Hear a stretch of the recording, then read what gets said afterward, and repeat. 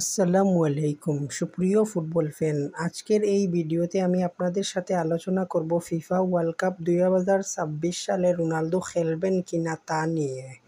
তার আগে বন্ধুরা, আপনাদের কাছে একটা ছোট্ট রিকোয়েস্ট, আপনারা যদি আমাদের চ্যানেলে নতুন হয়ে থাকেন তাহলে অবশ্যই চ্যানেলটি সাবস্ক্রাইব করে পাশে থাকবেন এবং নোটিফিকেশন অন করে দিন পরবর্তী ফুটবল খেলা বিষয়ক নিত্য নতুন আপডেট খবর সবার আগে পেতে।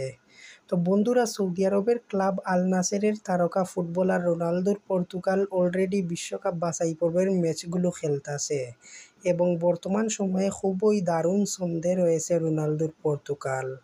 রোনালদোও নিয়মিত খেলে যাচ্ছেন বাছাই পর্বের ম্যাচগুলো।